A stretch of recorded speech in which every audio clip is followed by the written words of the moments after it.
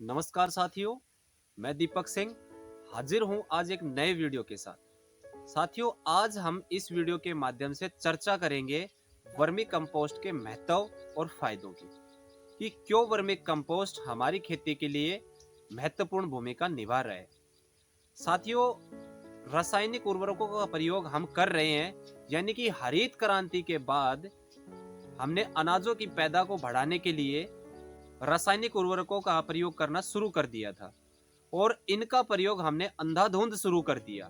पहले हम इनका सीमित मात्रा में प्रयोग कर रहे थे, लेकिन अब इनका जो प्रयोग है वो अंधाधुंध हो रहा है, जिसकी वजह से अनाजों की जो पैदावार है वो तो बढ़ी है, लेकिन अनाजों की गुणवत्ता साथ में भूमि की सेहत में काफी कमी आई है। इस कमी को पूरा करने के लिए हमारे बीच एक विकल्प मौजूद है, जो कि है वर्मी कंपोस्ट यानी कि केचुआ खाद।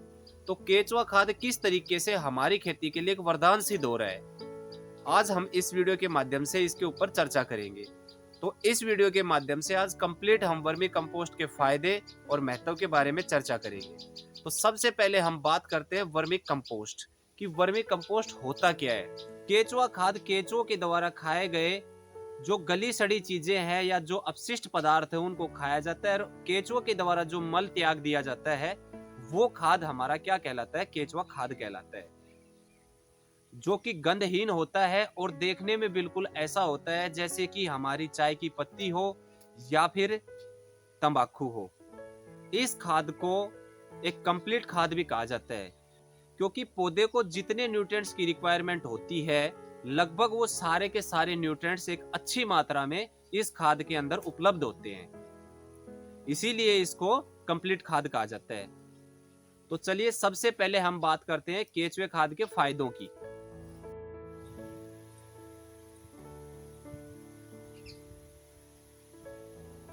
वर्मी कंपोस्ट में गोबर की खाद की तुलना में नाइट्रोजन, फास्फोरस, पोटास और अन्य सूक्ष्म तत्व अधिक मात्रा में पाए जाते हैं। साथ ही केचुओं द्वारा निर्मित खाद को मिट्टी में मिलाने से मिट्टी की उपजाऊ एवं उर्वरा शक्ति बढ़ती है, जिसका सीधा असर पौधों की वृद्धि पर पड़ता है। वर्मी कंपोस्ट वाली मिट्टी में भूक्षरण यानी मिट्टी का कटाव कम होता है और मिट्टी की जल धारण क्षमता में सुधार होता है, और इस वजह से मिट्टी में नमी बनी रहती है और यह भूमि की उर्वरकता को तो बढ़ाता ही है, साथ ही भूमि की जल सोखने की क्षमता में भी काफी वृद्धि करता है। अब हम बात करते हैं केचुआ खाद के उपयोग में सावधानियां क्या क्या रखनी चाहिए। जमीन में केचुआ खाद का उपयोग करने के बाद रासायनिक खाद व कीटनाशक दवाओं का उपयोग बिल्कुल नहीं करना चाहिए, जिससे वर्मी कंपोस्ट खाद का महत्व खत्म हो जाता है। वर्मी कंपोस्ट बनाते समय उचित मात्रा में नमी रखनी चाहिए, जिससे केचुए हमेशा क्रियाशील रहते हैं। अब हम इसके पोषक तत्वों के बारे में बात करते हैं। पौधे को जो पोषक तत्व जरूरी है वो लगभग सारे इसके अंदर विद्यमान होते हैं। जैसा कि आपको टेबल में दिखाई दे रहा है कि प्रत्येक तत्व एक अच्छी मात्रा में इसके अंदर विद्यमान है, इसीलिए इस खाद को एक कंप्लीट खाद भी कहा जाता है। अब हम बात करते हैं कि इस खाद को 1 हेक्टेयर में कितना प्रयोग करें, साथ में इस खाद को प्रयोग किस प्रकार से करना चाहिए। इस खाद में गुणवत्ता अच्छी होने की वजह से यह खाद काफ़ी अच्छी मानी गई है। वर्मी कंपोस्ट खाद का प्रयोग प्रति हेक्टेयर 3 से 5 टन माना गया है। बिजाई से पहले खाली खेत के अंदर जुताई के समय इस खाद को डालना चाहिए, जिससे ये खाद अच्छे से मिट्टी में मिल जाए और अपना काम करे। रासायनिक खेती को छोड़ के जैविक खेती की तरफ आने के लिए हमें धीरे धीरे रासायनिक खादों का प्रयोग छोड़ना चाहिए, जिससे कि हमारे अनाजों की पैदा में भी कमी नहीं आए और हम रासायनिक खेती से जैविक खेती के ऊपर भी पहुंच जाएं।